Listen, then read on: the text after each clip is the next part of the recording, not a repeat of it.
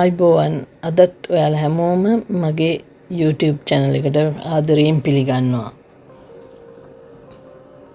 Darwin ගමනේදී මට පෙන්වන්න අතපසු වුණු ස්ථාන කීපයක් තමයි අද වීඩියෝ එකෙන් ගෙනෙන්නේ. මේ තියෙන්නේ ඩාවින් ඒවියේෂන් මියුසියම් එක.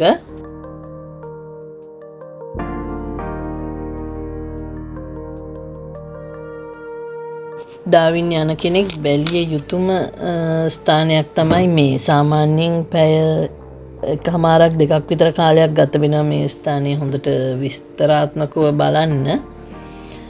ඉස්සර මෙතන හඳුන්වලා තියෙන්නේ ඕස්ට්‍රේලියන් ඒවියේෂන් හෙරිටේජ් සෙන්ටර් කියලා. පස්සේ තමයි ඩාවින් ඒවියේෂන් මියුසියම් කියලා හඳුන්වන්නේ.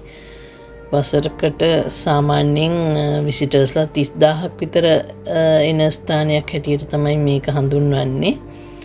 මහජනයාට මුලින්ම විවෘත කරලා තියෙන්නේ 1988 දී.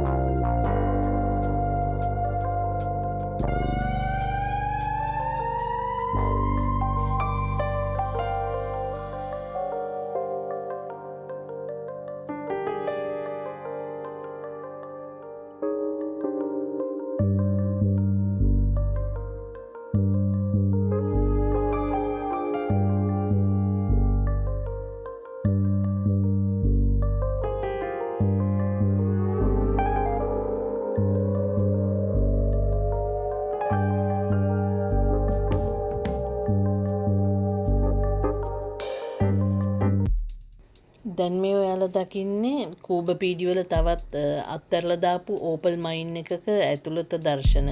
දැන් මේවා ලස්සනට හදලා ප්‍රදර්ශනයට තියලා තියෙනවා.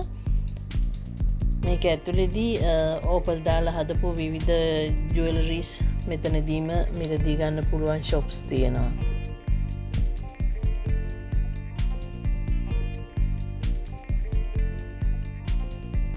මගේ කූබ පීඩි වීඩියෝ එකේදී ඔයාලට මතක ඇති ඒකේ තිබුණේ මේ අත්තරලා දාපු තවත් ඕපල් මයින් එකක්. නමුත් ඒක මොඩිෆයි කරලා නැහැ. ඒකේ කොච්චර ඩස්ට් එකක් තිබුණද කියලා ඔයාලා දකින්න ඇති.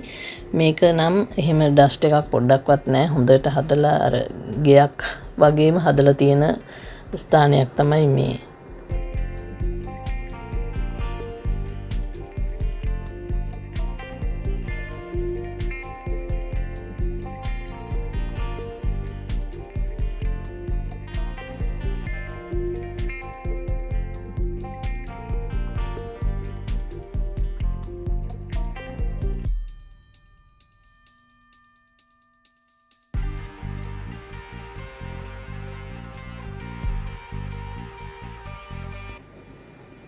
ඩාවින් ඉඳලා ආපසු එන ගමනේදී කූබ පීඩි වල අපි නැවතුණු ස්ථානය තමයි දැන් මේ ඔයාලා දකින්නේ.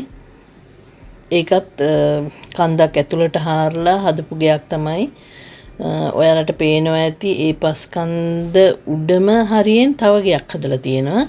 ඒකත් ඒ පස් කන්දම තමයි අපේ ගේ හදලා තියෙන මෙතන අපි ඉන්න තැන හදලා තියෙන ගේ හදලා තියෙන පස් කන්දම තමයි ඊට ඉහළින් හාරලා තවත් ගයක් හදලා තියෙන්නේ.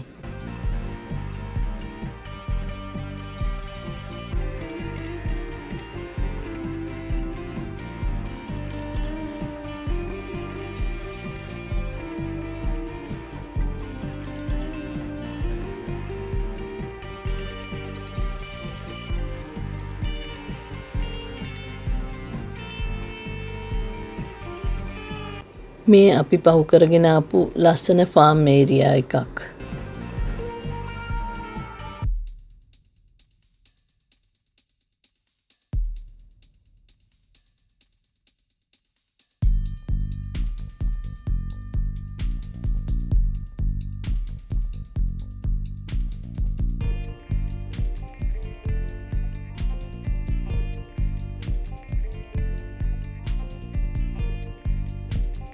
මේ ඩාවින් වලදී අපිට හම්බ වුණ ශ්‍රී ලංකන් රෙස්ටොරන්ට් එකක්.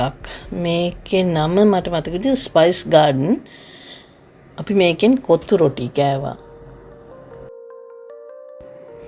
ලිච්ෆීල්ඩ් නැෂනල් පාර්ක් එකේ මට ඔයාලට පෙන්වන්න බැරි වුණු තවත් දිය ඇල්ලක් බලන්න තමයි අපි දැන් මේ යන්නේ.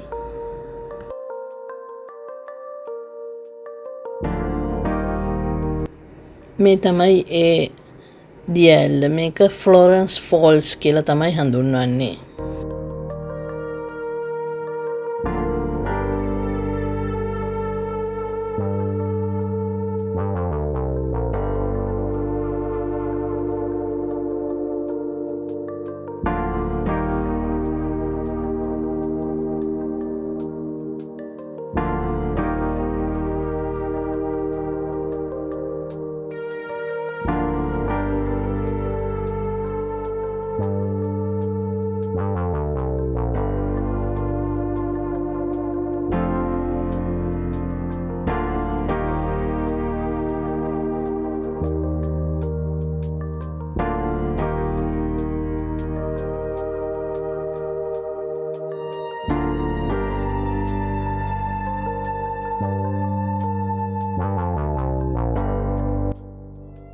දැන් මේ ඔයාලා දකින්නේ ඩාවින් වෝටර්ෆ්‍රන්ට් ලයිට් ෂෝ එකෙන් කොටසක්. මේක පෙන්වන්න ලස්සන මියුසික් එකක් එක්ක. ඒත් මට ඒ සින්දු මගේ වීඩියෝ එකේ දාන්න බෑ. මේක වටේටම ඉඳගෙන එකම විදියට බලන්න පුළුවන් වටේටම.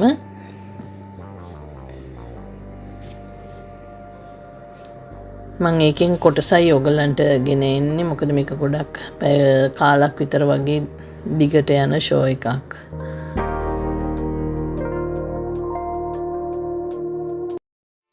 මේ ෂෝ එකෙන් පොඩි කොටසක් මම මගේ කලින් වීඩියෝ එකක් දැම්මා. ඒ වුණාට මේක හරි ලස්සන ෂෝ එකක්. ඒ නිසා මම හිතුවා ටිකක් දිගට මේ වීඩියෝ එකේදී ඔයාලට මේක පෙන්වන්න ඕනි කියලා. ඒ ලස්සන නිසාම.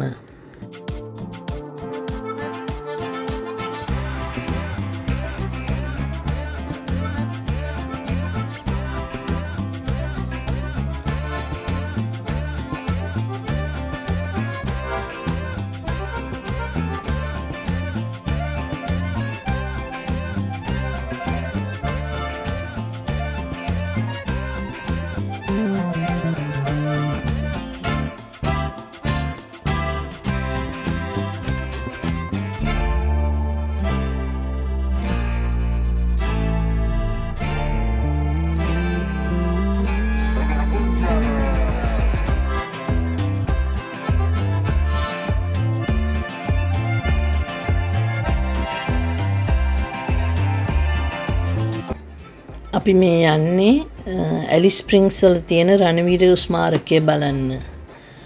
ලොකු කන්දක තමයි ස්මාරකය හදලා තියෙන්නේ. සම්පූර්ණ ඇලිස් ස්ප්‍රින්ග්ස් නගරයම ලස්සනට දකින්න පුළුවන් ස්ථානයක් තමයි මේ කන්ද මුදුන.